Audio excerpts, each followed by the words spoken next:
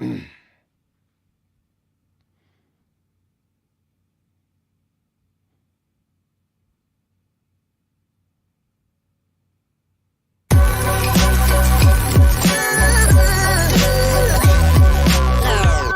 following is a presentation of the Belly Up Sports Media Network.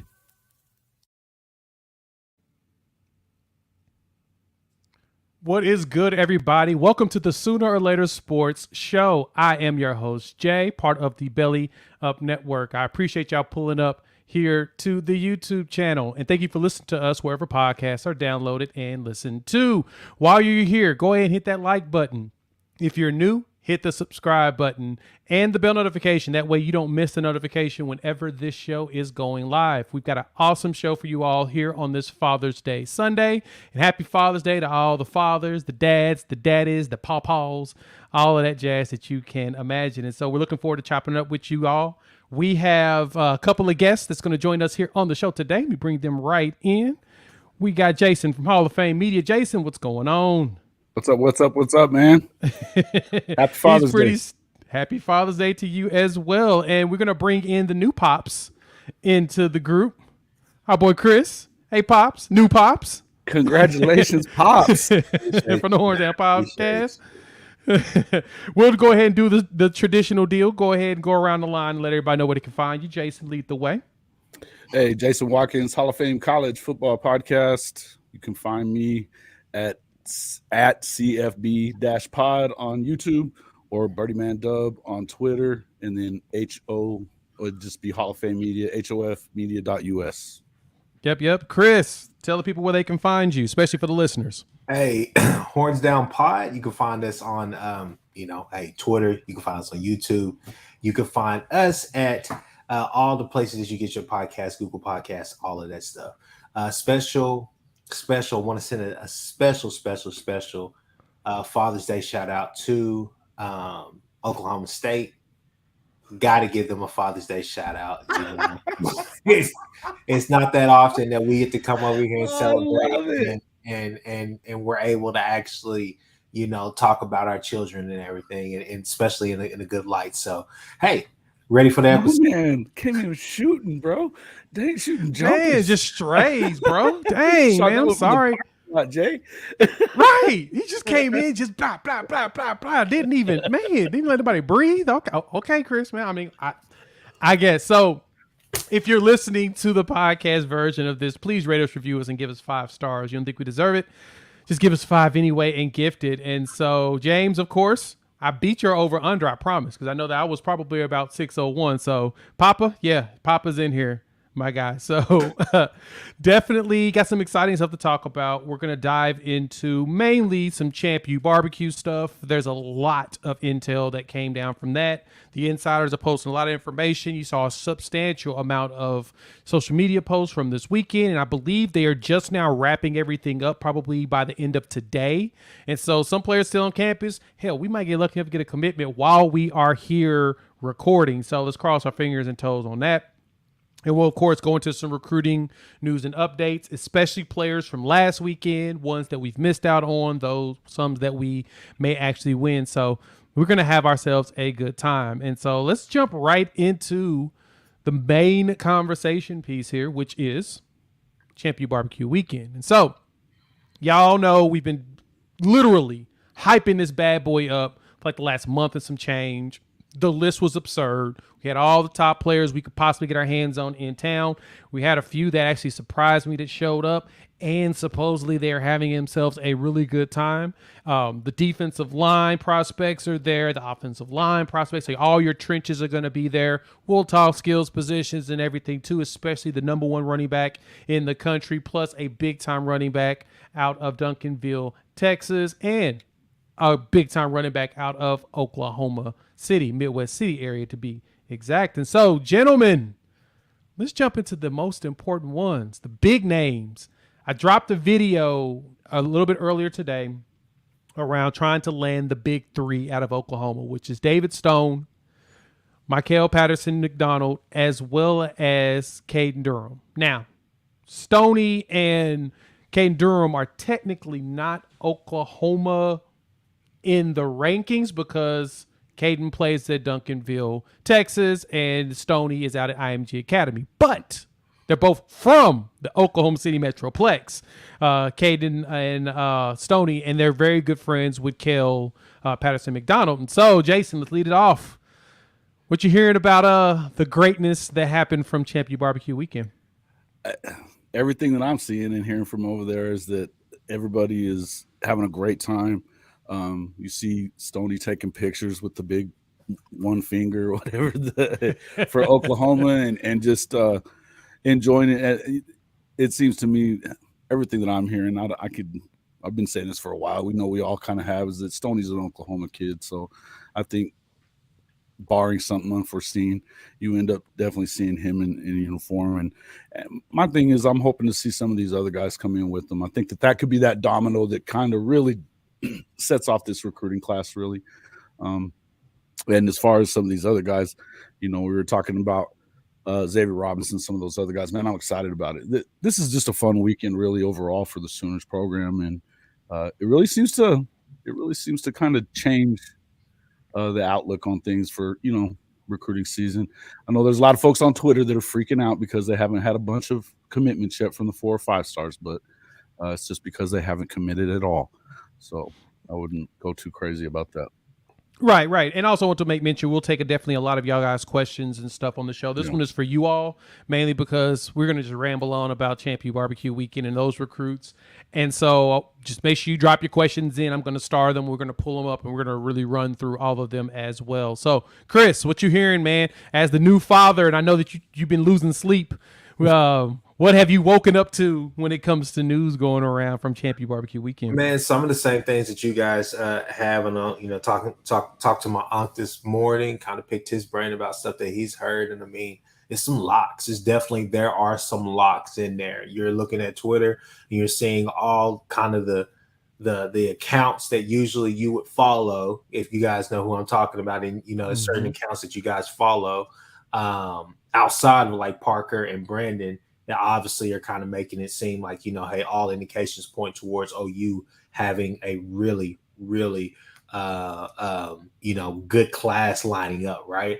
One of the biggest things for me is just, the fact that these guys have been on campus so much. I mean, an awful lot these past few, not just weeks or these past few months. I mean, these kids have been on campus an awful lot. I think the thing is that, there's kids like Okoye out of Tulsa Noah that I think we talked about it.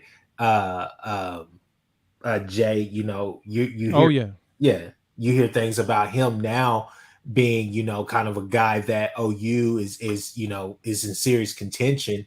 And, before you were like, okay, well, we're not even on the radar, but I think things are going well. I've heard that everything looks good, looks great. Kids really like it. It's crazy that they can turn Norman into such a spectacular place, but that's because you're selling them not only on just the atmosphere of the team, but the development they're going to get to hopefully turn themselves into, NFL players. And I'm really excited about the staff. I've always been excited about the staff. And one thing that I would tell fans out there, I know going into this weekend, we thought we were going to get several commitments, all the rest of that stuff, but even in the Lincoln Riley era, we would wine and dine, do all the rest of those things. These kids still want to kind of have their own private event for their family and friends and other peers and stuff like that as well. So I think that between now and early September, especially August, around the time that their football season starts, I don't think that you're going to see a lot of these kids take that long. I think that you're going to see possibly in July, around July 4th, all the way up to probably about their second, third week into their football seasons, they're going to, publicly commit. And, it's going to be CBS Sports, all the rest of that stuff. So I definitely think that's something to know. But yeah, everything that I've heard has been great. Everything that I've seen, I've looked just about at every recruit's Twitter and timeline and stuff like that. Yeah. And I was like, wait a minute, what this kid? I'm like, the list. I feel like the list expanded a little bit because there was some names on there. I was just like, whoa, wait a minute. I didn't realize he was actually coming. Maybe I didn't see his name on the list, but now you feel better about it. One thing that did have me kind of wondering, I saw old Muleshoe. I'm not gonna call him Tebow. So I just old Muleshoe. I saw him do the the little deuces up there, the Trojan deuces or whatnot. And I thought to myself, I said, huh, Utah beat them twice. Is that what that was yeah, about? You think? yeah. I was like, leave Deuce. Tatum alone. Leave Tatum alone. I like the kid. So no, I mean Oh that's man. pretty much where I'm at. Okay, no, so we're going to jump into those skills positions in a minute. I want to focus on the trenches first because, of course, that's the one that everybody's most concerned about. Yeah. If you watch my video, I talk about the big three, like I said, with Stoney, Durham, as well as Michael. And I have another one coming down the line to talk about really the importance of there's three positions you got to be key on to really succeed in football nowadays. You got to have a quarterback that can sling that thing. You got to have an offensive line to protect them and a defensive line to get their quarterback. And so trench-wise, we had Stone in town. Now, this was one that jumped out. Nigel Smith was here, of course. Dominic McKinley. And so he just posted a picture not too long ago saying Boomer Sooner, all glory to God, the AG, TG that all of them post on their pictures. And man, if that's the player I'm buying stock on, Todd Bates being able to figure out how to snatch out of Louisiana's grasp because, he's based out of Louisiana. We offered his little brother, and his little brother is here also, which is even better. But LSU, of course, is the incumbent in this one because any player in the state of Louisiana, most of them grew up LSU fans. That Baton Rouge, that Mardi Gras color scheme is really what draws them in. It's in their blood. They bleed it. Yeah. It's all over their king cakes and everything. So, but if Bates can steal him away, that's the one player I want stolen from anybody else. I want us to get Dominic McKinley just so that we can shut up all the naysayers when it comes to Todd Bates and the way that he moves. That would be good, wouldn't it? Because I see Stoney as one. I think Stoney's a lock. I mean, I've heard the rumors that the dude, just about any time the school is out, you can go up to OU's offices and you'll see him with his feet up on Todd Bates' desk. Like he just kicks it in Norman all the time. That's his spot. He loves Coach Bates. His dad, I was reading some intel. His dad was there and he enjoyed it. Still trying to sell mom, of course. But just about every parent base that I've seen loves the Soul Mission. That is the one thing that has been selling a lot of these parents on the idea of sending their kids here. And so I think on the defensive side, we've got a good opportunity. In Winery was big on the Soul Mission. Mm-hmm. I'm hearing that McKinley is probably high on that as well. Nigel as well. I'm assuming McKinley's parents probably like that too, because everybody's parents have shown it. Nigel's parents have said in some interviews they like that portion of it. So I am hardcore on us pushing, and hopefully Bates can push even harder and steal him from Louisiana. So O-line wise, though, I didn't see a lot going around the O-line. What did y'all see floating around offensive linemen in town? I know that we had a lot, and Casey Poe, if I'm correct, is either here now or starts his visit tomorrow, him and Max Anderson. What you got out there, Jason? I hadn't heard a ton on it, to be honest with you. I was if Chris had something on that, I can check something real quick, but I hadn't heard a ton yet. Those were the two that I was going to mention. I mean, I just looking at Twitter and all the rest of it, so I saw them. I was like, oh, okay. I think, man, offensive line is such a unique recruiting position for us because obviously we go after anybody and everybody that beat him Bo once, so we all trust beat Bo. But at the same time, I had this conversation with my aunt a few days ago, and he said, "Hey, man," he said, "we're going to be thin at offensive line going into the SEC." And then I started naming off names, and he was like, "Wait a minute." He was like, he said, I'm wrong. He said, "We should be fine." He's like, "We got some guys." He said, "You forget about the Jakes. You forget about Savion Bird still has a lot of eligibility left. Yep. You still forget about the kid that we just got from Appalachian State. That they're going to hit the portal again. You got Caden Green on that line as well that you think is special. And you got some other kids that you think are pretty damn good as well. So, I mean, thing is, the offensive line is always going to be fine. I think right now, obviously they're wanting to build the trenches, but I think they've done more than enough on the offensive line. I think right now, defensive line and possibly some more DBs are in my opinion, are the kind of the big thing right now to us. That and wide receiver. You see Levy kind of tweeting out some guys that definitely. Yeah. I was like, oh, okay, Levy. Mm-hmm. Okay. So yeah, no, that's kind of where I'm at. Yeah, and to pick up on that, like offensive line wise, I was actually on with it was Parker Thune. He did his Fizzle Friday or whatnot, and I was listening to him talk about it. And I asked him, I'm like, look, straight up, are the Sooners going to ever land like a 5-star defensive offensive lineman? Are we going to hear about that with Beaton Bowe out there? But the funny thing is, and I have the similar sentiment as what Parker mentioned. He was like, look at Beaton Bowe's track record. He doesn't get a lot of big 5-star players on the offensive line. Yet he still sends dudes to the NFL on a regular basis. They find the players that really fit more so what Beaton Bowe's trying to do as far as development goes, and that still leads to them having an opportunity to win these Joe Moore awards. So Chris is correct. I stopped questioning what Beaton Bowe is doing when it comes to recruiting offensive linemen at that point because I realized he was right. We send Creed Humphreys was a 3-star. You know what I'm saying? Like, we have a lot of players. Cody Ford was a 3-star. We have a lot of these dudes that are in the NFL today. I mean, outside of big Trent Williams, who was not a Beaton Bowe player, and Orlando Brown. I mean, I think he got, one 5-star that we know of that actually just transferred recently because they didn't pan out. It's tough to figure that portion of it out, honestly. And I do believe that Beaton Bowe knows what the heck he's doing. So 5-star offensive lineman, I actually quit on trying to be concerned That's what about. I was about to say the same thing. Is that honestly, I don't pay a ton of attention to the O-line stuff because of the fact that I just know that Bill Beaton Bowe, it doesn't matter how many stars they got next to their name when they come in. Yes, he's going to get the most out of them.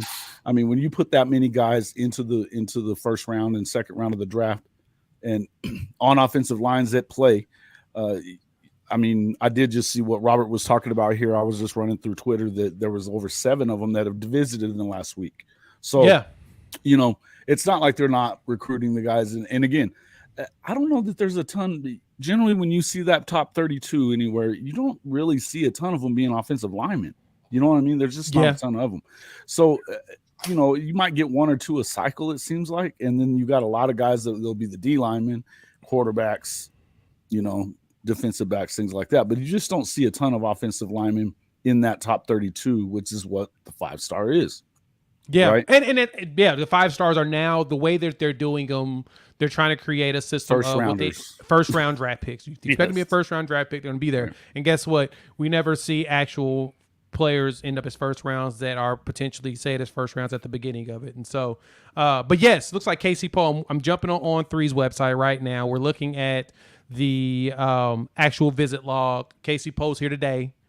And besides that, over the weekend, we did have, and we talked about this before, but I want to talk about who we know pulled up. Bennett Warrant did pull up. I did see that. Max Anderson did pull up. Daniel Cruz, which was an interesting one, 4-star interior offensive lineman, 6'3", 294, out of North Richland Hills, Texas. I haven't really looked much up on him, but my goodness, I bet you he's got to be something special if Beaton Bowe was big on bringing him in for an official, because he's here for an official visit. You can toss in, of course, our signee, Isaiah Otley, the nephew or the cousin of Marcus Dupree. And then Caden Massey, who I was reading an article on him, the lineman out of Linden, Kansas. He spent some time with Jordan Sexton and a few of the other players on offensive line, and heard that he had a blast too. And so, yes, overall, like you said, Chris, just like you said, Jason, I'll echo that. We're definitely going after the players that Beaton Bowe knows that he can help develop and actually push into the NFL. And honestly, that's what's important. You win Joe Moore awards with NFL offensive linemen, not just 5-stars. Keep that in mind. Let's move on to some skill spots. We had the number 1 running back in the country in town in Taylor Tatum, as well as one of our favorite offensive line, favorite running backs, Caden Durham, as well as Zay Robinson.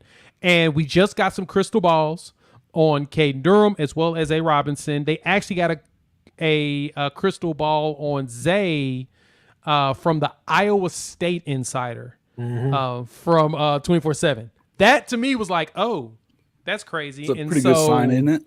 Yeah, it's a great sign if the competition's putting at him. Caden Durham got a crystal ball from the Texas A&M Insider. Yeah, I was about to say Texas A&M and Iowa State. I mean, Which surprises you. That's telling as well. That's very much telling because we all knew that the race for Caden Durham was LSU and Oklahoma, which is the second school that time that we're battling LSU for a player, but it's been those two. But I think the thing that jumped out to me with the Caden Durham crystal ball was he retweeted the Covered Wagon recruiting on the crystal balls. So we got that from Jay Sean Ross, defensive end out of Kansas City area. We got that from Caden Durham. Michael Patterson McDonald also retweeted the Covered Wagon. And I say that's significant. I mentioned this in the video in a few videos, but the significance behind that is that usually when those players hit that retweet button, within about 48 hours, they're going to get a commitment from them. Zay Robinson just asked for someone to make a graphic for him on Twitter, literally like an hour ago. Mm-hmm. So if they're still on campus and they're about to depart, keep your eyes open. He may be going through an interview as we speak, and then boom, dropping saying that he's committed. Well, it's I think it's just like Chris said earlier too. You can't take too much out of it if they don't commit while they're here, because they probably are, and they're going to go home and just have their own little special thing with their family and their school and all that other stuff. So, you know, they like to make something of it, and I get that. Right. I mean, it's their recruitment process and everything. Sure. You're here to enjoy it, and hence why we're not too going. I don't go crazy when it comes to David Stone and whatnot. He's got one more OV, which is going to be to Michigan State on the 23rd, which I think is Wednesday or Thursday. He mentioned as his last OV, and so I'm anticipating a commitment out of him probably around the 4th of July, which would be awesome for us and everyone playing in the game, but it'd be even better if he commits before then and says, nah, I'm not going to take that visit. But outside of that, a lot of these players are still on campus right now with their visit. So we probably don't have the commitment yet because they're still here and they're still, talking through stuff, making plans. Sure. They could be planning out a big set of commitments together. I don't know. But I wanted to talk about. I could definitely see that with those defensive line guys. I mean, because they all seem to be so tight, man. They're always retweeting each other's stuff. We're always, atting everybody, atting each other, and stuff like that on their tweets. So it's, man, I could see that, man. I think once you get the one, you're going to get at least two more, and I don't know which ones they might be, but to me, I can see Winery. I can see Nigel. I would love to see McKinley, like what you were talking about. But those guys all seem to be tight, man. They all do. Yeah, the relationship seems to be growing. Joseph Jonah Ajonye was another end that I was hoping we could have landed. I think Georgia's going to win that race. It just seems like they've got it. But the question in here about Winery, he's at Tennessee. I read an article on him not too long ago. Looks like he enjoyed his visit. And in all intents and purposes, it's a Oklahoma-Tennessee race. That is what it looks like with all of it. I think he has one more OV that he's going to do. Actually, he has an Oregon OV set for October, but I don't think he's going to make it to it. I anticipate a commitment before then and a cancellation of that visit. Right. But it's probably still going to go down to signing. Does Josh do the same thing with once you commit, you're there, or is he? No, he doesn't. Remember, we had Caleb Beasley here last weekend, who was the Tennessee commit out of Nashville. He was one of the number one player of the state of Tennessee. He came here and did a visit, and then he did his visit back at Tennessee this weekend. And so, no, they don't require that. They don't mind it. They let teams try if they want to. It's just that the philosophies here, that's big at Clemson and here. That's the reason why Sammy Brown didn't make it here this weekend, is when he decided to commit at Clemson. Same thing with Brian Wesco. It's the same one with them, right? They both went ahead and canceled all their future OVs because they decided that, this is where I want to play ball at. And so, but with Taylor Tatum, we saw one of the baseball coaches tweeting out, some like locks and ×2 and excitement or whatnot. Skip Johnson, the baseball coach for OU. And I thought that was pretty significant because one of the things I've been reading about Tatum when it comes to him and his recruitment is baseball is a for real deal with him. Like, he's a legitimate baseball player, and OU has looked at him for baseball for like on a serious note. And there's a chance that if he has a good relationship with the baseball coaches here, and he has a good relationship. He has a great relationship with DeMarco Murray. Everyone has stated that they have a great relationship. Well, he could come here, play baseball and football. Yeah, worked for Kyler. And right. And I saw a few people put out edits for that exact thing, saying, "Look at what Kyler Murray did here." He was he was a first round draft pick in baseball and the number 1 pick in football. Man, it worked out pretty good. Worked out pretty good. Exactly. And so because of that, boom, you have an opportunity to snatch him up for 2 sports, just like with Caden Durham. And that's why I keep mentioning him as well, as he runs track and he wants to run track here. He got a track scholarship offer at Oklahoma, and then Tatum's gotten, I believe he's got a baseball scholarship offer here too. And so if we could bring it, I mean, imagine those 2 running backs and Zay Robinson. Oh man, that's a loaded running back class. I'll just say that. And the room is already so good. You know, yeah, it's already so good. It's probably one of the top 2 or 3 in the country as it is. It just goes to show you that they mean business when they say they want to run the ball. So that's when people start asking about the offensive line and some of this other stuff. I mean, when you're bringing in dudes that are going to run the football like this, and I mean top end in every class. You know, we're so loaded at that position, and here you got DeMarco out there recruiting guy after guy to come in here. It goes to show you that not only are they doing great at that, because DeMarco's an all-star freaking recruiter. I mean, I think that's obvious at this point. But so is Bill Bedenbaugh. I mean, they're not going to come in and run behind an offensive line that isn't going to be great. And so, and an offensive coordinator in Jeff Lebby that loves to run the football. So I feel like these things seem to be working themselves out. All you got to do is just kind of read some of the other tea leaves every once in a while. You know? And that's what I do. That's my best way of assessing what's going on, is I look at these tea leaves and the players kind of give you an idea of what's going on. Go ahead, Chris. I was just gonna say, man, you know, one of the things that I like with the running back core, at least, well, the running back core and the linebacker core, it's not only are you building depth for it's not only building depth for now, but you're building depth for the future.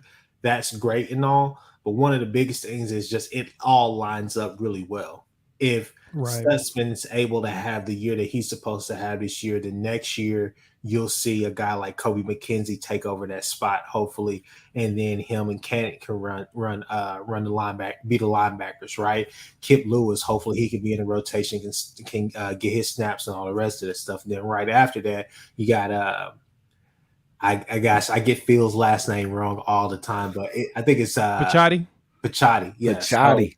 So you got Pachotti, you got Lewis Carter, you got Sammy. You know, you got guys. Those are my 2 favorites.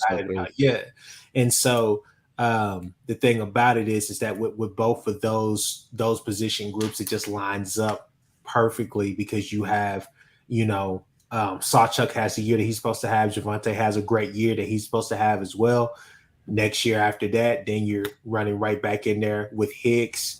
Gosh, who else was in that class? Jay, you know who I'm talking about. Hicks and talking about Smothers. Dylan Smothers. They're bringing them up in there. And then, I mean, come on, man. You know what I'm saying? Like, so you're gonna be loaded, and that shows you what they're trying to do as far as stacking. And I think that's going to be at every position too. I mean, they know where they need to be big, where they have to have a ton of depth, Chris. You know, and so you know that's something that I've been saying for ahead of them releasing the SEC, you know, schedule, was just a simple fact of this right here. Look, going into the SEC, we may be young at positions, but you won't be able to say we're not talented. And so the quicker that you can get these guys on campus and get them acclimated to what they need to know as far as just the system, the calls, all the rest of that stuff, we're going to be perfectly fine. I really do think we're going to be perfectly fine. Yeah, no, I agree with you there. And got a good question in here or whatnot from Fatty71. What's good? Did we talk wide receivers? We have not talked wide receivers yet, mainly because the ones that were here were the ones that are committed. Zion Kearney and Kelly Daniels were here. Now, we had a few athletes pull up or whatnot, and I saw the athlete Andy Bass out of Heritage Hall. Saw that too. I saw him when he did training. He was training with the running backs is what I read and saw when I was looking through Twitter when he was here for the camp. And so DeMarco Murray is his lead recruiter. And so he's an additional piece that could be either running back, special teams, or even play in the slot. But there wasn't really any wide receivers in this visit, which is interesting. But Ja'Shawn Ross, if you watch the film that I watched on him recently, that dude, he catch. Like, he's a big, strong, fast, like, wide receiver at 6'3", 220. Like, he looked like a DK Metcalf, but I'm not sure what his actual 40 time is. Yeah. But he looks like that dude. Like, he's yoked, and in high school as a senior. And whenever he's out there in the field, man, I'm seeing him run past dudes. I'm seeing him truck people. It's like, no matter what, you can't bring that dude down. And so I'm hoping that we see his commitment by tomorrow. That would be dope.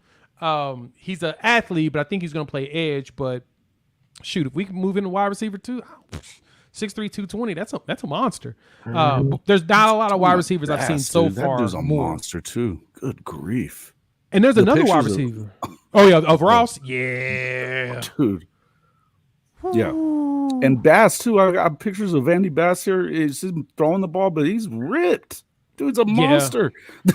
They're picking up a bunch of rip dudes. Like, add Megwa in there. Someone mentioned him too. Like, Megwa was a big boy.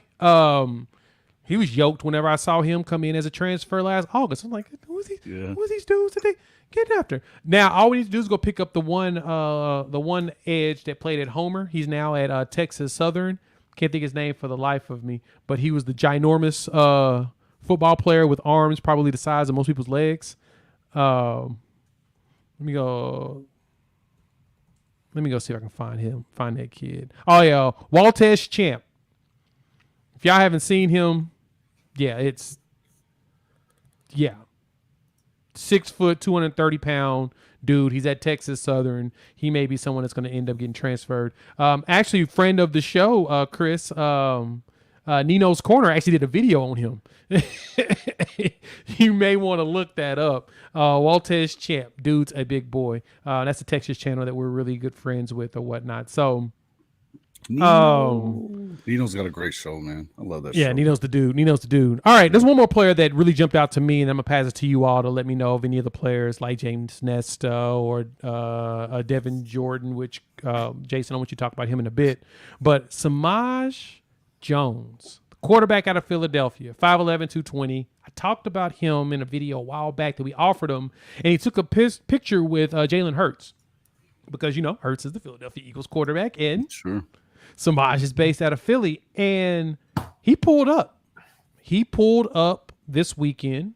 He was the only quarterback in attendance that is technically listed at quarterback because Michael Hawkins was at the Elite 11 camp. And I'm going to be honest, man, I think we got a chance of landing him.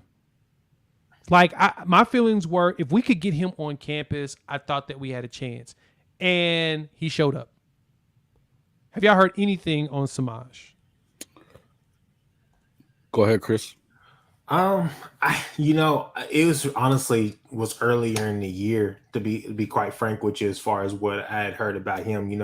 A lot of people talked about Van Buren, but then you heard about this kid right here in Philly that we had offered or whatnot. I didn't necessarily think that we were going to try to make a hard pitch at two quarterbacks in this class, but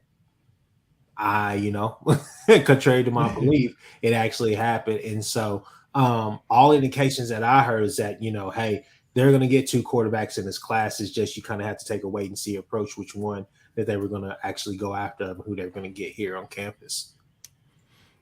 Yeah, and it looks like right now 24/7 has us as a warm, and there's no crystal ball for him to Penn State anymore. Wow. That got pulled, it looks like, a few hours ago. Wow. So he's here. He's here this weekend. And he's here.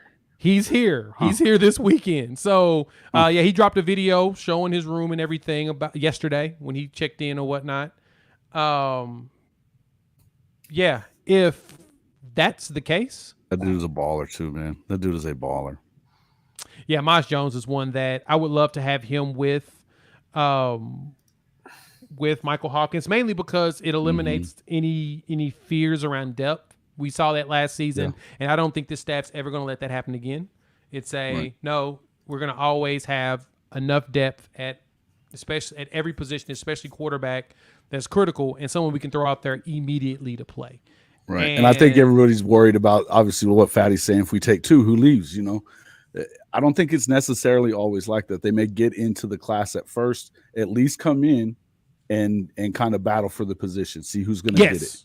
You know what I mean? Because you got to know coming in. I mean, Michael Hawkins knows that he's not going to be the starter his first season. And it's just not going to happen. And so if Samaj Jones ends up here as well, I think it'd be the same thing. But they're probably going to battle with each other, and see kind of who makes it into that spot during the camp. And then, you could see somebody leave at that point. I think it also depends on a lot of different things, though. I mean, there's other guys coming in behind that even as well. We already have our 2025 quarterback locked in too. So this is something that if you're building it the same everywhere, and you keep talking about depth, right? If we're building it the same everywhere and you want depth everywhere, I think that kids can understand that and they can get behind that. And if you're sending guys into the draft from these positions and they're getting opportunities, I don't think it's as hard to keep getting guys to come in, even though quarterback's a different position. I get it, guys. But seriously, I feel like when you get somebody in that starts sending guys to the league, think about it. You don't hear a bunch of people talking about Lincoln not being able to hold on to quarterbacks. You know why? Because they're going to wait their turn. Because he keeps sending them into the first round. They're going to wait their turn. And that's what Levy's got to show. Levy's going to show that he's going to be able to get quarterbacks drafted. That's what's important. He shows that. And I totally get what you're saying here, Fatty, with the take 2 who leaves. It's going to be the one that don't want to compete. And honestly, Seth, you make mention of he hope he goes somewhere else, somewhere he can play. He would ride the pine here. I don't know if he rides the pine here. If Maj comes here, man, he might play. Yeah. Not 2024. It's going to be about 2 years. I'd say Jackson Arnold plays here for 2 years. I've been saying that from day one. I think so too. I think he's gonna. He won't play this season. That opportunity. Yeah. Right. He doesn't play this season, or he plays a portion of this season. But he plays the next 2 years after that, and he's gone to the draft. I don't see him staying his senior year. There's nothing about Jackson Arnold that tells me he's going to be able to sit here. I said it about Landry Jones when he was there. He had a first-round grade as a junior, and he stayed. And he should not have stayed. He should have left. And because he ends up going 4th round, waiting around a year, and they underachieved. So it's just one of those things where you can't, you know what I mean? When it's time to go, you got to go. When you get the grade, you got to go. That's just kind of. And some players are learning that, I need to go ahead and just hit that draft. When the opportunity comes up, take it. Like, I'm still baffled that Jared Verse, the defensive end at Florida State, came back. Yeah. That was an interesting move. NIL, be damned. They had offered him like $10 million to stay for him to for it to make sense, because the number 10 pick was going to make $22 million over their contract life. I think that'll make any sense. Oh yeah, that's no. But one thing I will say, I don't think that you still have to go back to Corral. Corral. I don't think that DG is the benchmark for Levy. I think he's just he's the recent QB. I think that regardless if DG was to go out there and win a Heisman this year, his draft stock is still going to be the same, which is not necessarily bad. It could go up a little bit, but it wouldn't be it's not going to be first round. I still think that he's pretty much. I think he's a late round guy. I think he's somebody that you possibly go and snag somewhere late 4th round to about the 7th round. To be honest with you, he's a value pick for me. I think that he's a guy that, and honestly, it'd be better for him because he gets to go into a situation that is most likely going to be better for him, where there's no pressure on him trying to obviously be a starter or anything like that. I think the kid is good, and I think he's an NFL caliber quarterback. But as far as what he does this year, I don't think it really, as Ty would say, moves the needle for a lot of NFL scouts.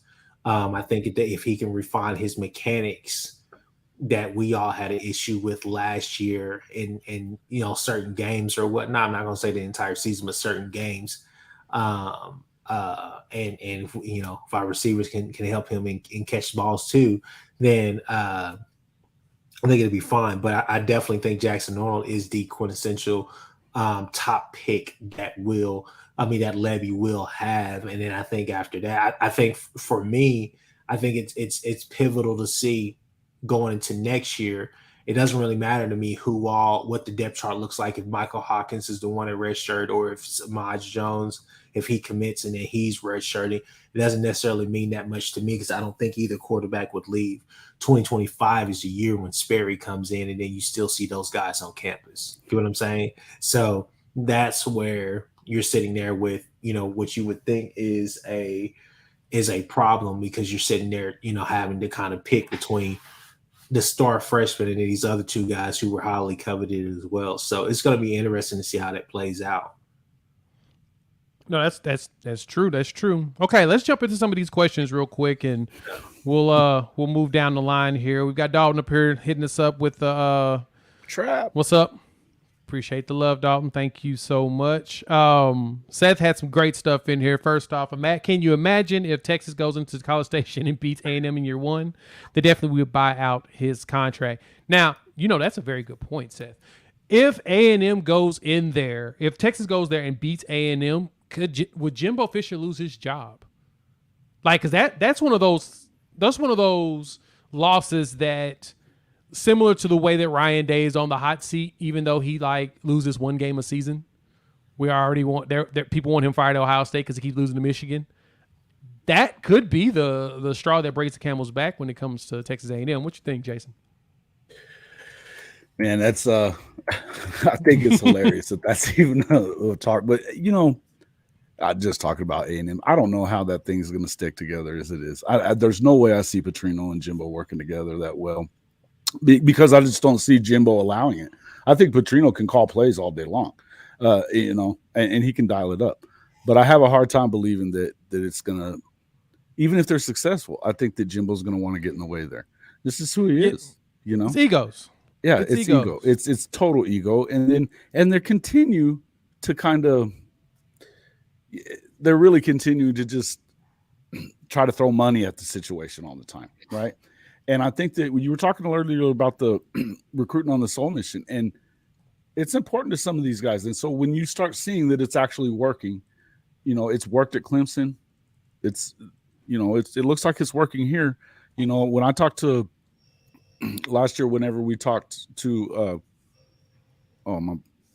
Makari Vickers, he talked about how important that was to his family, not just him, but to his family, and that you hear it a lot some other places, but that they weren't really living up on that, right? But you could see that this is real here at Oklahoma. And kids can tell the difference between real and BS. You know what I mean? They can. They're not dumb. They know what they're talking about. They know if you're BSing, and that's all it is. So anyway, I'm telling you, man, I think that I see that just kind of coming apart there at A&M. I don't really remember the question you asked me there. That's just the first thing I thought about with A&M. So. Does Jimbo get himself fired if he loses to Texas? Yeah, do they actually figure it out? I think it's coming apart now. I just really do. I don't think that there's any way that Texas thing. Yeah, if they can't lose to Texas because he's been talking too much shit since he got there. You know what I mean? It's and I just think after all that amount of time, you get them at home the first time around and you get beat. It's true. Chris, you think that they fire Jimbo Fisher if he loses to Texas? No, I still think the buyout is way too much. I mean, he's at $86 million going into this year. I don't think that with that buyout. I think the only way that they would fire him is losing to Texas, and on top of that, finishing with a 6-6, 7-5 record again. I think something like that would just be, something abysmal, but also on the fact, the fact of it that they lose to Texas. I mean, imagine this right here, because and maybe I'm not following it close enough, but I don't believe they actually released the order of the schedules yet. No. Just who the opponents are going to be. Right. So exactly. So, I mean, could you imagine that being the Thanksgiving Day game like we talked about the other day on your pod, Jay, and then, they're at let's say they're at 5 and 6 and they need that game right there to be bowl eligible and they lose that game. I mean, yeah, I could see him being out after that. They figure something out and just say, hell, we'll pay it, whatever it is, to get him out of there. But as far as losing to Texas, just that being like one of the sole losses of the season, I don't see that as an upset. They're still going to talk noise and still going to come back and, say this and that and this. So the thing about it is that when you bring in Petrino I don't believe for 1 second that Jimbo was on board with that. Mm-hmm. I think he did that to appease the higher ups, it appeased everybody else that he brought him in. But you've seen that he's been real coy about, well, yeah, of course you can. What did he say in that first press conference? He was like, "Oh, we'll see how it goes." And he goes, "But you can assume that he's going to be calling the plays." That wasn't a real, yeah, he's going to be the play caller. And if they come in there, if he comes in here and he's not letting him call the plays like they want him to right away, and they're still not winning, and there's all this back and forth over that stuff, I don't think that there's a way that you can keep them around. It's not like they can't afford it, Chris. They can. There's plenty of guys there that they can afford that. It'd be broken up over time. Do I believe that they want to do that? No, of course not. Yeah, no. That's $200 million. You cannot allow Texas to come in and lap you as they get into the SEC. Not that I believe Texas is definitely going to do that, but that feeling is there. It is. The little brother feeling. It's always going to be there. Right? No. So I agree. I kind of think. I think that they would knee-jerk reaction and kick his ass out of there just to know that they're going to get somebody come in that can keep up with them, right? But the question is who do you take? Are you going to take an up and comer? Or are you going to Urban? Oh, I was just about to say his name. Nah, you can't do that. I think that they would, and you know why I think they would? So Texas doesn't get him. The problem is though that's $110 million. You're paying him 110 over a 10-year period. There's no way, actually maybe more than that, because Urban Meyer is not going to take less money than Jimbo Fisher got. You know what I'm saying? That's where your problem runs in. Is all I'm going to look at you and be like, I'm not taking less than you paid him that for 5 wins. You're paying me more if you want me to come here. That's going to be the problem you run into. But quick, they know that they have to do better than that, right? True. You're right. But that's going to be where their conundrum comes in. Trap House, happy Father's Day, my guy. Have some cold ones from me, too. Trap.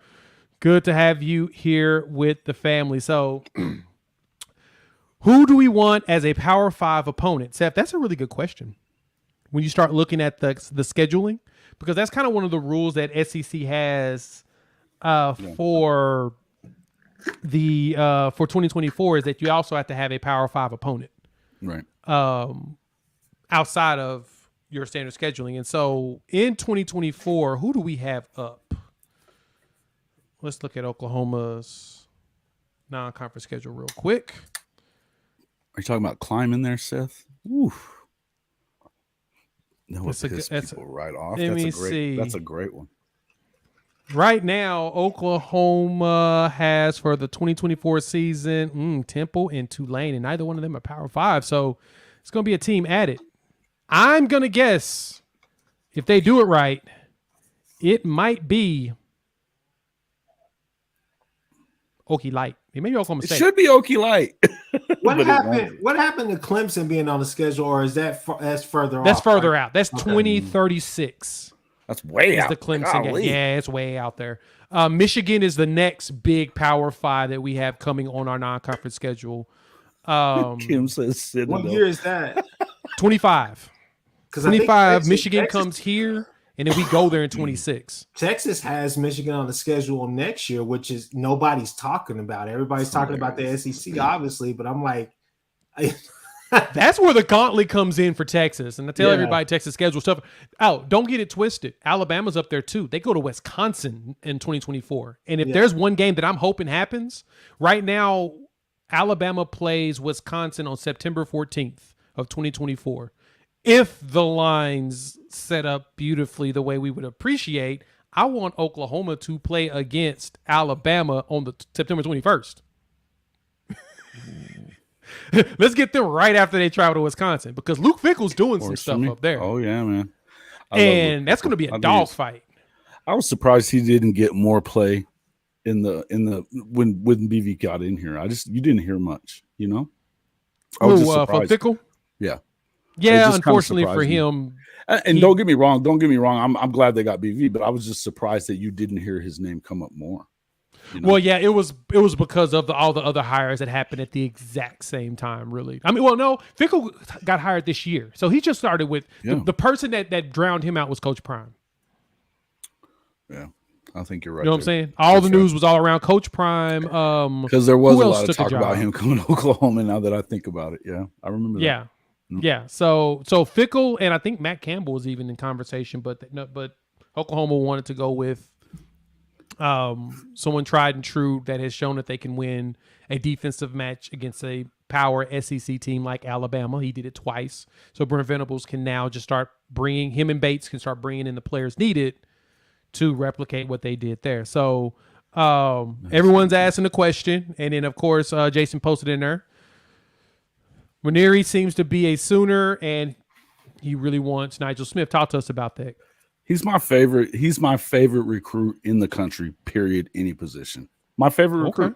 You watch him, you go watch his anything he does, whether it's when you see him play basketball, you can see the kind of kid that he is athletically. And then you see the tweet last week from his high school coach that says, since school let out, we've been doing 2-a-days. There's a difference in this kid and everybody else. And I believe that. I still think he's probably going to become a 5-star before it's all said and done. But again, I think he's my absolute favorite recruit in the class anywhere. And that, listen, I'm with everybody. I want Stoney at OU, period. And I believe he is at OU, period. That's why, to me, I put a lot more focus on somebody like Nigel because of the fact that I think that you need to get him too. You need to get some other guys too for the sake of depth, And I think when you add these guys to it, and when same with him. I mean, you talk about a freak. That is a freak, right? Long arms, him and PJ Albuari, good grief, man. These guys got some freaking wingspan. You know what I mean? Yeah. And Coach Roybal talks about that all the time, that wingspan is a huge thing when it comes to these kids getting up to that next level and then even getting further into the NFL. That wingspan has an awful lot to do with that when it comes to those dudes. But Danny Okoye, I think you guys are right about that in there, Jimmy and Eric. Look, there's some guys out there, but to me, like I said, you go watch Nigel play basketball. Forget the football tape because he's going to impress you there. Go watch him play a hoop. He wants to dunk every basketball, and he has these little slide moves and different stuff like that. He was talking about that on JP and Trav, where whenever they had him on there, that that he likes to dunk a lot. And he said that, he doesn't try to go right through everybody because you're going to take a charge, and so he's trying to learn how to get around people and stuff like that. And man, that's a great thing. You know what I mean? I just think that he's just a stud athlete, man. And I think he's a good kid too. So like I said, he's my favorite. That's the one I keep pushing for. I'm with it. Okay. Go ahead, Chris. I want them all. We got to want them all too. Mine has to be bolstered because going into the SEC, like we said, we're going to be a little bit not thin. We're going to be talented, but we're going to be young as well. So why not be young and talented going into the SEC and just take your bumps and bruises where you can? But at the same time, I think some of these guys are guys that could pop off the off the radar and then just come right in full force as a freshman and be ready to play. That's the hope. But man, Danny Okoye, like I said, that's a kid right there that you see. He, some people eventually may try to knock him for, they say, the competition or whatever that he's playing for. But man, when you just look at the kid and you look at the intangibles, that's somebody that you want Bates coaching, because Bates and BV are not shy about telling you, the type of player that we're trying to get. We're not necessarily trying to get, we want football players, but we also want freak athletes that we can teach how to play these positions. Because, coming into the whole BV era, that's what we talked about. I talked about it with Ty so many times. BV has freaks at certain positions that they just make plays happen, and you're just like, where'd you even come from? Yep. Some of the things that you would see, like if you go back to the O State game and you're watching Ethan Downs drop back, and maybe he misses the interception. There's a couple of guys out there usually on Clemson's defense where they get that and they take that and they turn it upfield and they're gone. You get what I'm saying? Like it's so many different things in that defense that make it work. It's not just a 3-3-5. It's just that they're so damn multiple, But you need and that's what you want, those positions to be able to execute. Yep, and that's what you want. You want some guys that can go out there and make plays just out of nowhere sometimes, and that's always a big thing. So, all right, here's one. Seth asked this question. There's something that needs to be addressed, and go ahead and talk about this. The big Hawaiian kid, 350. I think I read recently he's down to 340 something, but he was like 389 playing That's what JUCO you said up to me in that Kansas. message the other night. It was 389. I was like, beefy. 389. Beef. Just beef. Yeah. Danny Saili. He's playing up at Hutchinson Community College. He will not be here in the fall. He'll be here in the spring. He is coming from JUCO. He's playing there at Hutchinson. He's the anticipation is he's going to play there in the fall as well. And I'm assuming, this is all an assumption. We're going to say assuming here. I'm going to throw my hands up the entire time I say this, so y'all know it's an assumption. It's probably grades related. And so that's probably what it is. He's a freshman at Hutchinson Community College. So I'm hoping that that's not the case and they can maybe find a way. But the anticipation based upon what I've seen in some of the forums and the message boards is that he won't be here until the spring. So we won't have him this coming season. But the good thing is, guess what? We got DeJounte Terry as well as Phil Paella, who will be here this summer to play in the fall. And I'm stoked about Terry. He's 300-pounder. Played in the SEC. Sure, he may have been the second or third string rotational guy, but that's what we need is more rotational guys anyway. Let me say this real quick. So and don't forget the fact that he has eligibility, so he can actually be groomed to be a guy that you can go back, right? He can go right back into the SEC if he stays that extra year, right? 'Cause I think he has 2 years left, right? Yep. Terry? Yes. Yeah. So, I mean, it's a guy that you can groom into that position. So here's my thing. A while ago, I saw a tweet comment. I forgot what it was. It wasn't in this one, but somebody was talking about how they thought that the wide receiver group was going to be the surprise group of this 23 team.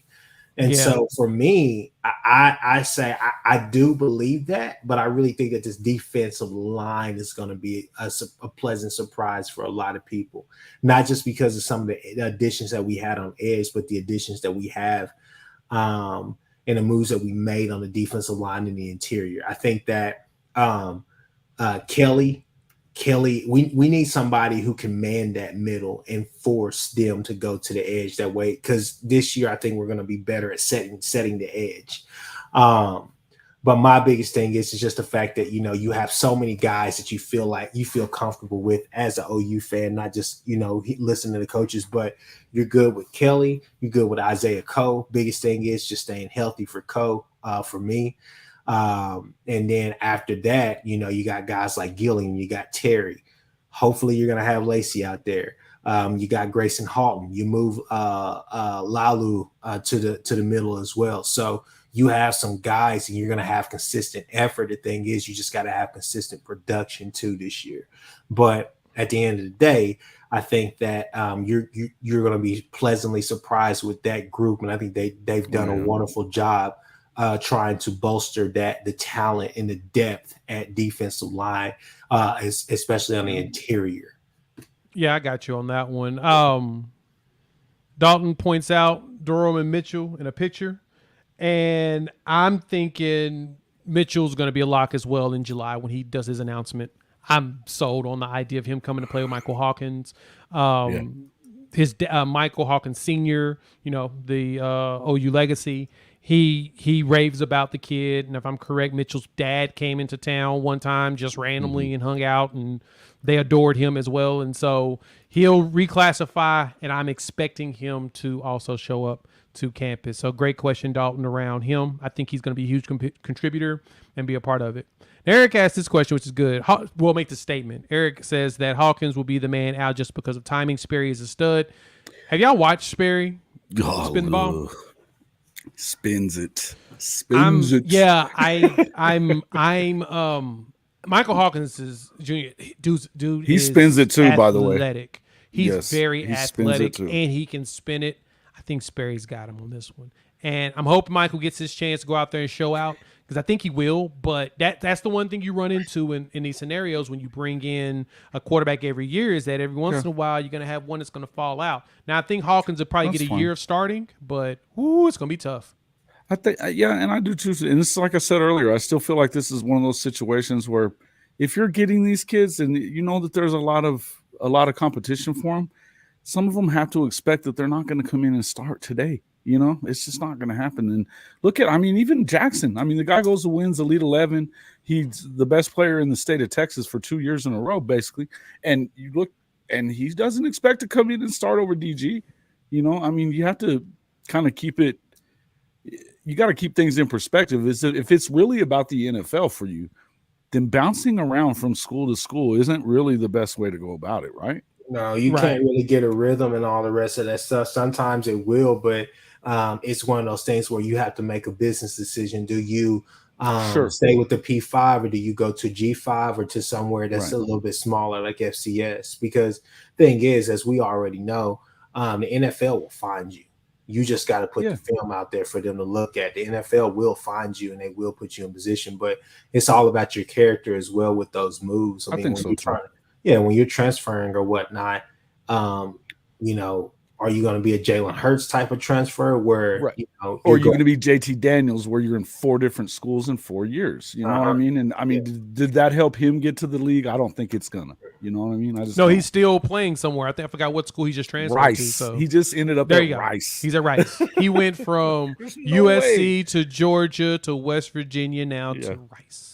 And so let's see what he does there. But frightening. What's good? Frightening. Yeah, my favorite folks from Texas fan actually. That's that hangs out with us with Ty and them, and he's asked a very good question. Well, first off, he tells us that he's here. We don't need to ask our questions anymore, which is even more hilarious. But no, he questioned how many wins you guys got OU at, asking as a Texas fan, obviously. So Vegas has the over-under set for both Oklahoma and Texas at 9.5. And I'm going to keep it a buck with you, frightening. There's no excuse for OU and Texas to not meet each other in the Big 12 championship. I agree. Yeah, I see 10 wins out of both. Every year. I see a 10-win season out of both. There is no excuse for either one of them to not get 10 wins based upon the way the schedule is set up. I mean, Texas doesn't leave the state of Texas, but like once. Oklahoma travels twice. That they have to go by plane to Cincinnati and BYU up in Provo, Utah. Outside of that, it's 5-hour drive or less. And honestly, the Kansas trip, we'll say that's their third road game. The rest of the games are within 3 hours or less. They're all around town. You know what I'm saying? So there's really no excuse for Oklahoma to not have a very, very, very good season, just like Texas.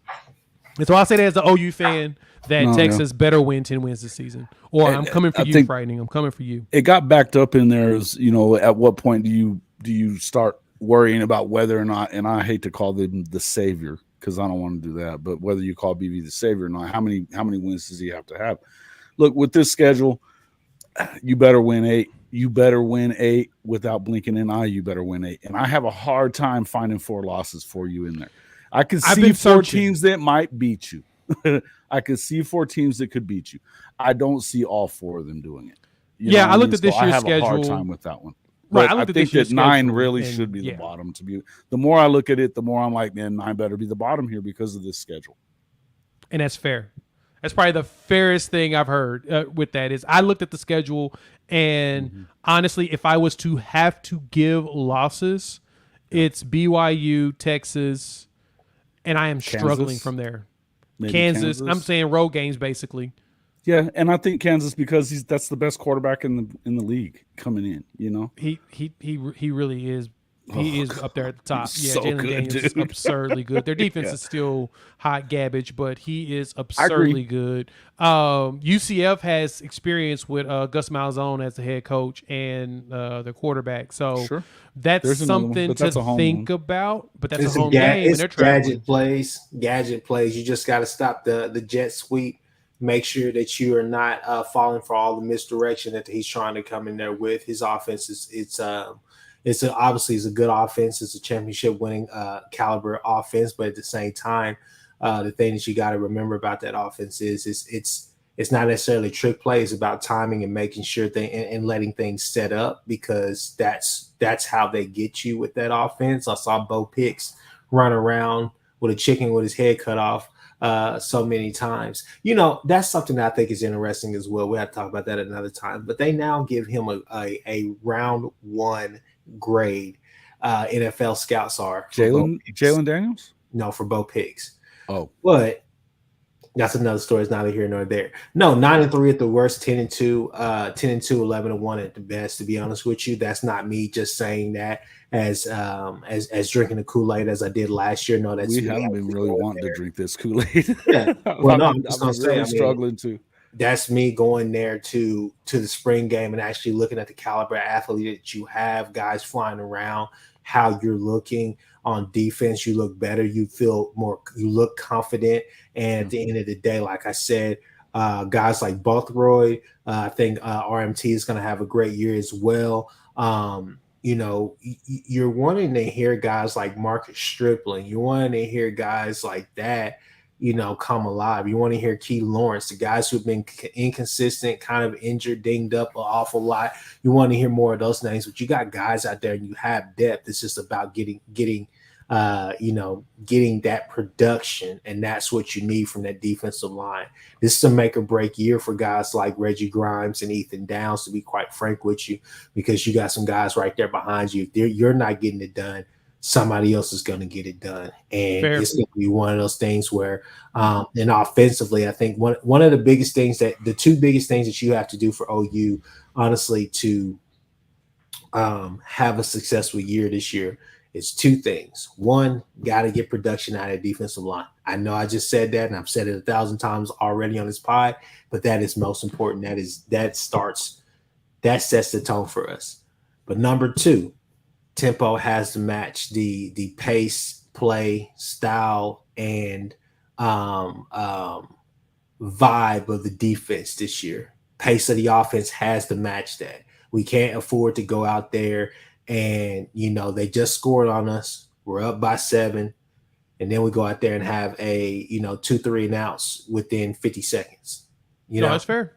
We can't do that. Sustain some drives, do things like that, because that's kind of where we kind of messed up last year. Levy, I don't know, Levy, BV, or whatever the case may be, but we're going out there, and it's fast, 3 and out, nothing. And then we finally score, and we're like, man, we should have been doing that the entire game. Just punish them. What are we doing? We're getting cute with the ball. There's drops. There's all types of stuff happening.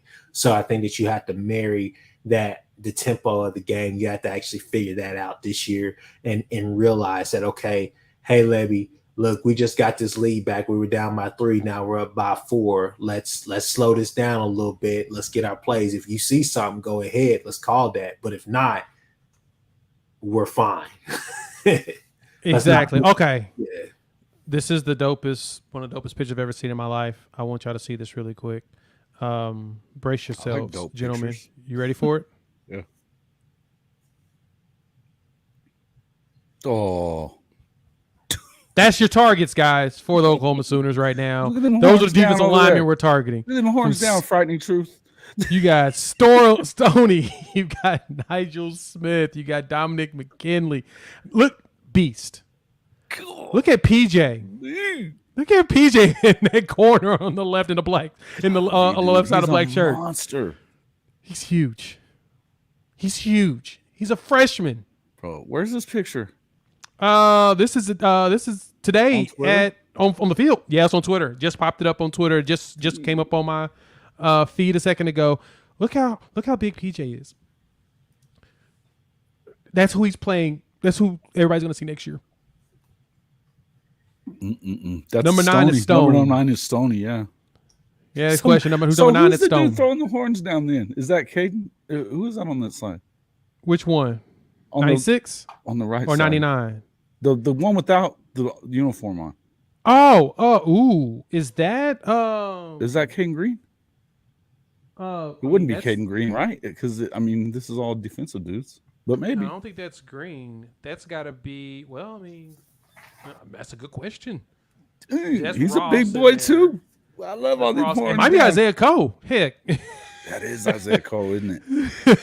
It does look like Isaiah Cole now that you said Number that. 9 is Stoney. That's Bothroyd right there. No. That's Bothroyd in the middle, and that's Ford.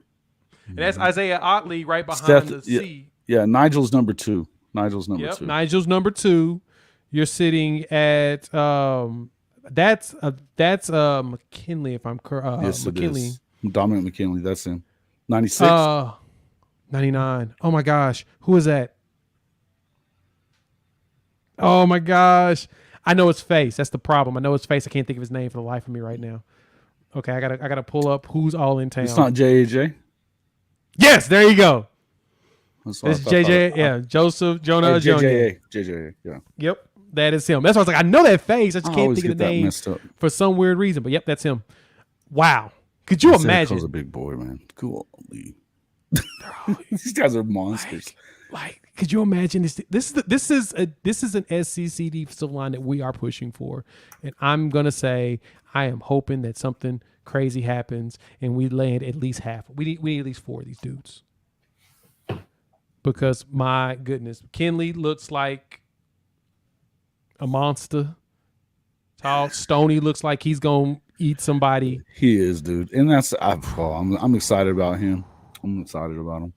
Zena's out there. That's who number 5 is. Don't sleep on my boy there in the middle. Don't sleep on him. Number 2. Zena Umazulu. I forgot about him. Yeah. He's in town. That Nigel Smith is one that I want as well. That's another big boy that I would like to see on the roster. Also, sorry, y'all. I got excited just seeing this picture go up, and I was like, wow, that is a nice looking group. Great photo of terrifying dudes that I would love to see. So would BV and Todd. Look at Bates sitting there like, if only I had them all.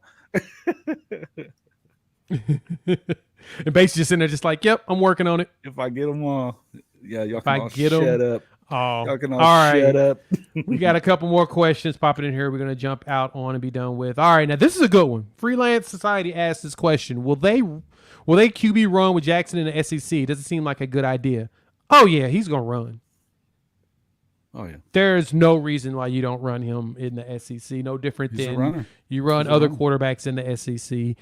He is definitely he's a runner. He's a quarterback that has that's very. I'm not even going to say deceptive fast. He's fast. Like he's very agile and he can get out there on the field. Yeah, you run with him. Now, is going to be a bunch of it? Probably not. But look at our running back corps, though, man. You'll have Javonte Barnes and Gavin Sawchuk going in next season, guaranteed, because they, this season's their sophomore year. They have to be at least in college one more year. So you have those two along with Megwa. I think Tyree Walker has another year. He'll play his senior year. Will basically be next season. Megwa definitely as well. He'll be a junior going into either redshirt sophomore or junior going into that year. The 2024, you'll see then the running backs that we're going for this year. Yeah, definitely. There's no reason why you wouldn't run Jackson Arnold. What y'all think on that? Yeah, I think he's a runner, man. I think he's the kind of guy that's going to get out and play, and he's just a gamer kind of quarterback. So you're not going to be, if you wanted him to stick in the pocket, he's not going to. It'd been like trying to tell Baker not to. It's just not going to happen, Yeah, it's true. This is the kind of player he is. And you know what? I think the best thing you can do as a coach is those offensive coordinator guys, you don't try to stick square pegs in round holes. You just don't do it.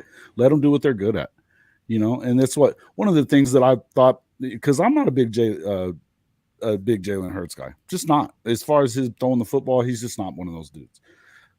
But the guys that are smart and that get the most out of him are the guys like how Lincoln did when he was here. And what they did this year in Philly, where they don't make him throw in between passes where you got to be ultra accurate. It's either 10 yards or it's 50, and you throw it and they go out and run underneath it, right? This is the kind, you've got all these different types of coaches, and they have their own ways of doing things. But I'm telling you, the best that you're going to get out of some of these quarterbacks is that dude, right? Yeah. Yeah. No, I agree. Yeah, right. And Zoom asking this, bro, Smith is 6'5", 247, and Stone is 6'4". Why does Stone look 6'6" and Smith look 6'3"? I think it's angle. I think just the angle of where they're standing. Yeah, I was going to and say all it's of the that. depth of the picture, bro. One's Yeah, it's sitting a the little depth further of the back. picture, but because he's a monster, man. He's a monster, though. Mm-hmm. They are. But I mean, look at PJ over there. Good God, PJ. Yeah, those arms PJ. He's got him part of the way up, and they're still almost to his knees. Dude's got some wingspan, bro. Javon Curse. That's all. I've said it from jump the minute I saw him. Javon Curse. He is the freak. That is what I see out of him going in here at edge for us. Okay, couple more, and we'll wrap things up and let y'all have the rest of y'all's night. Aranda a bust at Baylor, or does he just need to move to a place that would give him money for players? I don't know if Aranda's really a bust. Baylor's not easy, even though Matt Rule figured it out. I do think that Aranda's problem has been quarterback. I mean, he's gone through a couple of them. Definitely. He's let one transfer he shouldn't have.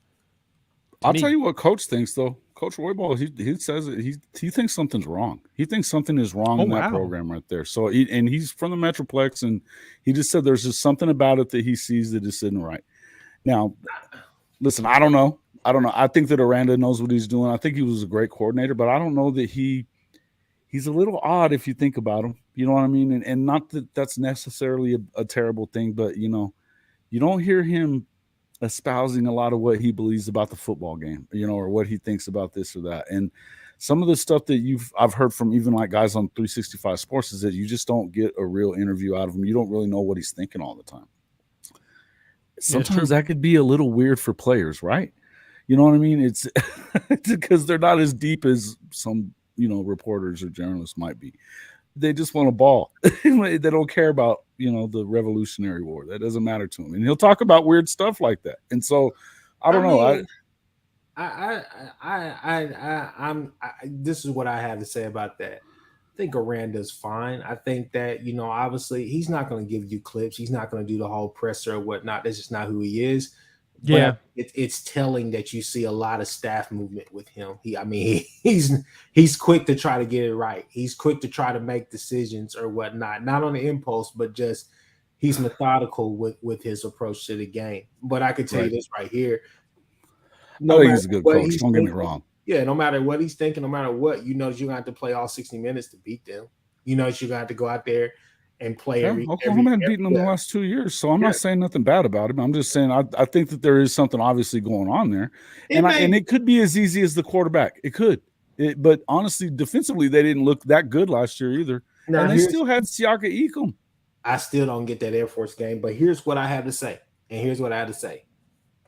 Talk to me in 2024 whenever as OU and Texas are out of the Big 12. Talk to me then, because that's going to be a really interesting conference then, because it's going to be so wide open. I mean, truly wide open. Yeah, does he take them to the forefront like he should?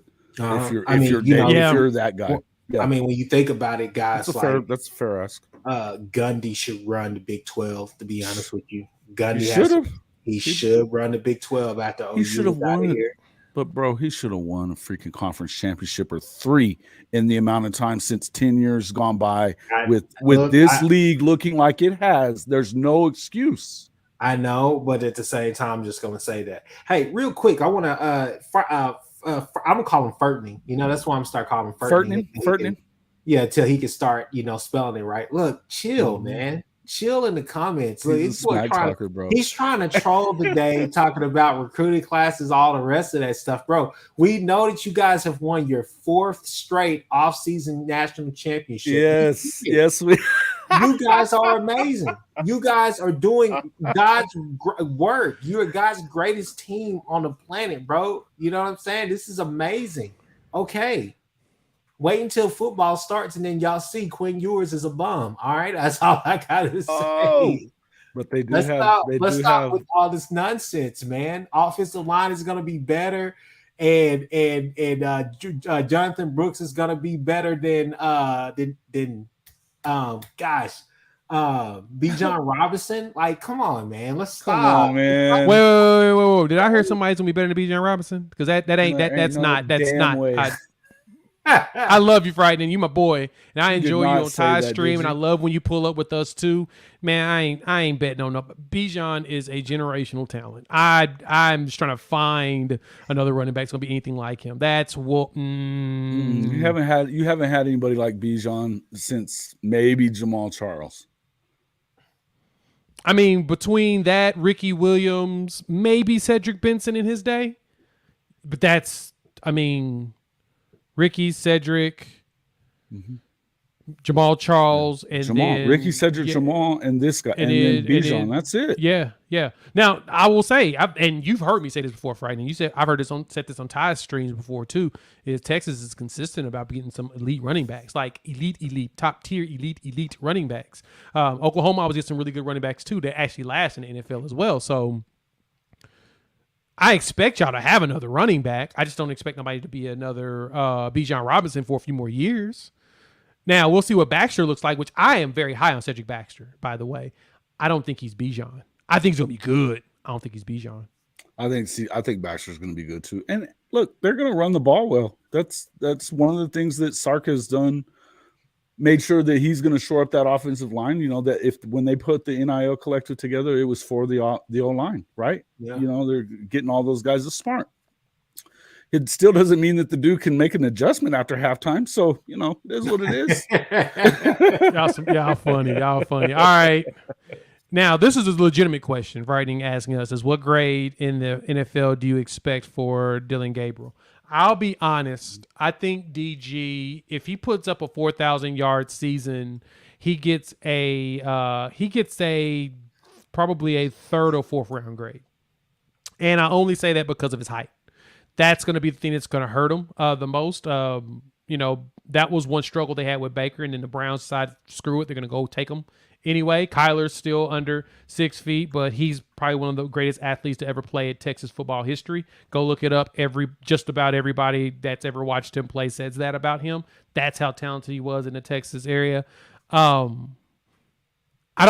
think his height may slow down. The grade may shorten the grade unless he shows just constant accuracy this season and he puts up over 4,000 yards. I can give him third or fourth round. I don't see him being a first round grade. What y'all think? I'm gonna say fifth round at best. I just, and that's not me trying to quit being a hater, bro. Come on. I'm not trying to be a hater. I'm just saying, man, there's a lot of quarterbacks in this class, man, that people, you know, have their eyes on, and not all of them. There's so many. I don't know. You're right about that. All of them are going to go in the first round either, right? So I answered it in there though, and I said I think that he's a third, fourth round guy more than likely. Even if he were to win the Heisman, probably not better than second round. I just don't think that his build isn't really set up for that, and it's not like he has the huge arm. Or that you know that he just wows you with anything. I mean, he's a good player. He's a good player. He's a good college football coach or good college football player. Somebody said he was going to be a good coach. That's why I must have Freudian that one out there. And hey, look, maybe that's what it is. I think more than likely he goes unless he gets a chance and just sets the world on fire in the league. You probably don't see a whole lot of DG after college. But not that that's a terrible thing. He's a good college football quarterback though. And I think that he can lead this team to a Big 12 championship. And even, you know, there's a possibility if you win the Big 12 that you might get into the playoff. Now, obviously you can't have more than one loss, but you know, that's it. Yeah. And I'll think the same thing, James, you know, fourth, fifth, he could. But if he puts up some numbers, could be a different story. Could be a different. You got to move him out of the pocket in order for that to not be a problem. His height, right? Right. I mean, Drew Brees, that was the biggest knock on him, and what they did was they had the timing routes go so fast that he had to worry about really had to look. I appreciate it, Cody. Thanks a bunch, man. Yeah, gotta show some Father's Day love for the world because it is Father's Day. That is a great shirt, bro. Great shirt. Kids got this from me a few years ago, and so it's definitely a staple for Father's Day. Now, there was one question in here before we get ready to let everybody have the rest of their evening back that I wanted to point out. That's funny. I don't care what you think. That's why Around the Table Sports respects me. Ask him. I mean, I don't disagree with you there. We respect you, bro. We're just giving you shit. Come on. Yeah. You know, you're family, man. I don't know if you noticed that, man. Relax, bro. We're just giving you a hard time. We like you, Yeah. Fergie. Yeah. We literally, you're one of our favorites because you are legit. You know what you're talking about, and we just like to give you crap just because you're family. You've hit the family status, my boy. That's why you're gonna hear a lot on that. There was one other comment that I recently saw that I really wanted to see. Fatty was asking about Colorado in the Big 12. Bro, hey, look, this is what I have to say. Okay, this is what Hey, PG, Jay, love all the content that y'all did on Colorado. But at some point, I was thinking, I was like, man, y'all gotta realize he may not be coaching in the next few years because that foot is still out there, and that is a scary thing for him. He's about to lose that whole thing. I think. I just saw he led everybody behind the scenes to his doctor's appointment, and the video talked about how he probably is going to lose his foot. Yeah. And I mean, that's the whole thing. I mean, is he still coaching? He's going to have to take time away to recruit from that. And then God bless, he doesn't have the same issues that he had last time after the surgery or whatever that he had on his foot or whatnot. Like, we all love Coach Prime and we want to see Coach Prime succeed. I want to see him revitalize that Colorado program and then sell off in the sunset to Florida State. But with that foot, I mean, that's something that's just different, man. Yeah, well. So for those that need context around Coach Prime, two of his left toes are amputated already because of a poor blood flow to that foot, and so he had two of those toes amputated, and so because of that, now he's still having blood flow issues to that foot, and there's a chance that they're gonna have to cut the foot off. Now, based upon what he said. He's potentially looking to doing it this summer. That way he can be back before the season starts. I don't know how you get back. Well, I mean, I guess it's possible. I mean, he's just going to have to ride a scooter, in which he was riding a scooter before when he's at Jackson State. So it's not like that's something out of the realm of possibility, right? But it is going to be an awkward situation, especially with recruiting. He's not going to be here on that part. So anywho, bro, don't get so upset. Truth, relax. We're just messing with you. Poor guy. I ain't saying you got drugged.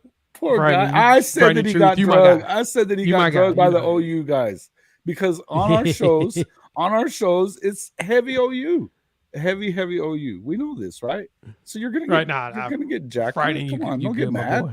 Hey, but I was just gonna say to your point, where Colorado comes to the Big 12. I mean, I think that's definitely something that's going to happen. I definitely think that I don't believe in my wildest imagination that San Diego State. I think it's all going to happen together. I think San Diego State gave their resignation. They gave their papers to the Mountain West. Yeah, the Mountain West, simply because they know something big is about to happen. And I think that is. That kind of screwed them up too. I think a bunch of Pac-12 teams are about to exit and go to the Big 12. And I think it's just more than Colorado and some of the other teams that you've heard. I think that you can see possible move for a lot of other teams as well. Real quick, F is for Fanatics in there. The professor, he's talking about LeBlanc in here. We hadn't really discussed that. What are you guys hearing about that too? Because it seemed like kind of a weird move on his part, right? It just didn't feel like he wanted to compete there, or is that what it was, or is it based upon? He put out a statement. He put out a statement on it, and he stated that something with family, and he needed to be closer to home, and so he's back in Florida, and so his dad didn't really give much indication of anything. Shout out to Ricardo. His dad was real cool, man. Right? He's always been great. I'm curious to which. If anything, I'm curious what transpires. I'm wondering where he ends up playing ball at in the fall, because he's going to go play somewhere. He's talented enough to do that. At UCF. I mean, he could end up. That's the area he's from, isn't it? LeBlanc. He's from Tampa, right? He's from Kissimmee. So Kissimmee. So yeah, it's probably close to there. I don't know the Florida map. Right. So UCF Professor, is definitely you tell in us Tampa, where. So I think Kissimmee's right in that area, but I'm not positive. Yeah, Kissimmee's in Florida. I just don't know what part of Florida he's at. But I heard that there's probably some sickness with family. Could be mom not not doing well. And you're right, Cody. He could, Professor, he could end up at Florida. He could. He could, He could. that might be a good thing, just being there. But I digress on that. I'm not sure. Nothing has been fully It'll put make out. Cody happy if that's the case. Of course. I mean, he's a good defensive lineman, man. He's going to be a player, man. He got something long term, man. I was looking forward to him being in there. And this is interesting, Kim. I did not know this. So, of course, bringing in DeJoun Terry, who's probably moved up in the ladder because he's already 300 and he's been playing SEC ball. There's a good chance that Steele, thank you for that. Kissimmee is in the Orlando area, so right there by UCF. UCF, yeah. And so he dropped in the depth chart. His dad tried to get him to stay. It's interesting. Well, I did hear that he wanted to start. And it's one of those you got to earn in this system. And Venables rarely starts a freshman if you can avoid it, because you're going to get freshman mistakes. Now, luckily, I'd say this. The defensive line, unless you don't hustle hard every play, I don't really see what mistakes you would make as a defensive lineman. But, yeah, I think that he's going to end up he'll probably end up at Florida, UCF, just so he can be close. Most likely UCF, since that's probably the closest to his house, if that's in the Orlando area. The Twitter experts. Really?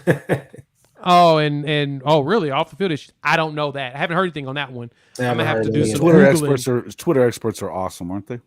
Hey, you never know, man. Some people got a plug, enough of a plug to let you know something that you didn't know. So we'll look it up and find out. But we've gone about an hour and a half. Wanted to do this an hour, but I'm glad you all stuck around with us. We've got over 100 folks here watching us. We've got about 55 likes. Hit that like button, as well as subscribe to all the channels. Folks. Jason, go ahead and let the people know where to find you. You can find me at CFB-pod on YouTube and also at hofmedia.us. That's our website. You can catch all of our stuff from there as well. And at BirdieManDub on Twitter.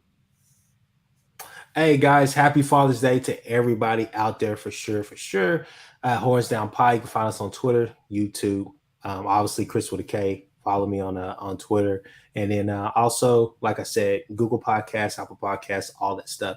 And then also, you can find us at this new place. This is called the Real Estate and Frightening Truths Mine that I just purchased. So if you want to find me anywhere, you can definitely find me there. Okay. Hey, horns down, baby. Oh, Here you go. And y'all here on Unfair Sports, or for those that on the Hall of Fame medias, go ahead and subscribe here. Thank y'all for pulling up here to Unfair Sports. We appreciate y'all as usual. Hit that like, subscribe, bell notification, and join the family. Happy Father's Day to the pops that all joined us to come hang out. Happy Father's Day, folks. If you're listening to the audio version of this, please rate, review, give us 5 stars. You think we deserve it?